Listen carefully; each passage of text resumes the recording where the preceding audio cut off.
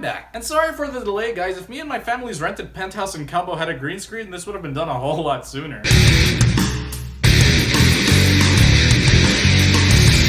I love Edgar Wright. He has proven to the world time and time again that he is a man of excellence and consistency. With his savvy scripts, understanding of comedy, and unique editing style, Mr. Wright has managed to bring forth a profusion of originality into familiar premises. Having churned out a barrage of great films since Shaun of the Dead, not showing a sliver of excitement for his latest offering would constitute madness. So in Atlanta, Georgia, a young man who goes by the name of Baby is working as a getaway driver for a criminal mastermind named Doc, played by Kevin Spacey. Baby's working for Doc in order to pay off a debt that he incurred after undertaking some foolhardy decisions. Baby doesn't say much, and he's got earphones in his ears practically 24/7, which earns the distrust of his rotating crewmates. He's got no intention of continuing to work with criminals, as indicated by the relationship with his wheelchair-bound deaf father, Foster Joseph, played by CJ Jones, and by his falling in love with a waitress named Deborah, played by Lily James, who he plans to run off with. One last job and the debt is paid off. Or is it? For such a familiar premise, I found the magnitude of originality to be quite staggering. And I dare say this originality is primarily attributed to Edgar Wright's ingenious utilization of the greatest auditory sensation to ever grace God's green earth and our ear canals. And that, my lovelies, would be music. Music and its wildly assorted genres are the colors for Edgar Wright's cinematic paintbrush, and the film sets comprise his canvas. The first thing you'll notice is the soundtrack's colossal contribution to this film's unprecedented sense of style. Like a metronome, sound effects such as skidding cars and firing machine guns occur precisely in time with the beat of a scene's current song. This immaculate amalgam of rhythm-laden music with Edgar Wright's signature editing style ensures a delightfully breakneck pace and action scenes so adrenaline-pumping they would put the Fast and the Furious franchise to shame. The true genius, however, lies in Edgar Wright's incorporation of music into the film's plot and characters. You see, Baby's relationship with music has an underpinning in childhood trauma. As a child, he was a sole survivor of a freakish car accident that killed both of his parents and left him with chronic tinnitus. To drown out the hum and the drum, Baby constantly listens to a wide assortment of music over his collection of iPods and basically creating his own private soundtrack to his life that serves as his impetus. The tunes center in on Baby's erratic impulses and ground him in the real world, while at the same time providing him with a sort of escape from the world. This channeling of chaotic energy isn't just restricted to death-defying heists. No. Baby records every conversation he hears throughout the day and edits them into his own rap songs using vintage audio equipment. Baby's relationship with Deborah is centered around music. They converse about song lyrics that mention each other's names and even share earphones while on a date at a laundromat of all places, which makes for a positively invigorating and original scene of flirtation which radiates ever so incandescently thanks to Lily James and Ansel Elgort's incredibly palpable chemistry. I think Edgar Wright really understands the power of music beyond escapism. I believe he's showing us in this film that music is also a social connection. Baby is the music lover he is today because he's trying to connect to his mother, who was a singer and who he had a good relationship with. The reason for Baby's superhero level reflexes behind the wheel is never explained, but I think that is a deliberate screenwriting move by Edgar Wright, because a really noteworthy skill in storytelling is knowing when not to explain something. In this film, it meant a pretty cool sense of mystery around Baby's character and a greater appreciation for his more subtle characteristics. The cast is outstanding and every member brings their A game. Think of Ansel Elgort and the supporting cast along with their characters as the metal musician and horror aficionado Rob Zombie. As the film's lead, Ansel Elgort is Zombie, while the supporting cast are his talented backing band. They provide the neck-breaking rhythm, show off their instrumental prowess when necessary, and are basically as essential to the auditory bliss permeating our ear canals as Zombie himself. Every character in Baby Driver is given his or her moment to shine. But most importantly, every character is so distinctive, so laden with subtlety, and so integral to the plot that removing one would mean the downfall of the entire film, much like a rock band without a basic instrument. Ansel Elgort is brilliant as the film's lead. His subtle and nuanced performance as Baby gives his character an abundance of confidence and vulnerability, which totally magnifies his believability as a badass getaway driver with a good heart. Lily James as Deborah does a really good job in this film, as her performance exudes a kind of innocence that instantly allows the viewer to love her. Kevin Spacey is remarkable as Doc. Kevin Spacey walks a tricky line as his character is a fine balance of menacing and funny. Jamie Foxx is incredible as a crew member named Bats. While he's extremely impulsive and batshit insane, his character is practically psychic in the way he reads people. John Hamm and Ayla Gonzalez nail it as Buddy and Darling, the Bonnie and Clyde-like couple of the crew. With Buddy's progressive descent into madness, John Hamm is lovable, creepy, and terrifying all at the same time. Ayla Gonzalez, with her voluptuous beauty, has a commanding presence and delivers an explosive and attractively beguiling performance. Guys, Baby Driver is a fine example of streamlined and precise filmmaking. Edgar Wright demonstrates directorial and screenwriting aptitude of a man with an unmuddied, crystal clear vision who knows exactly what he is doing on pen and behind the screen. Pretty much in the same way Baby's a beast behind the wheel. I will not be lowering my expectations for any new Edgar Wright film anytime soon, because Mr. Wright's consistency since Shaun of the Dead has been nothing short of extraordinary. If I'm seeing a new trailer and the film doesn't look so hot and then the words from writer-director Edgar Wright pop up, mark my words, I will be on board in the same manner as the upcoming Avenged Sevenfold and Metallica concert in Glendale, Arizona. So I'm gonna give Baby Driver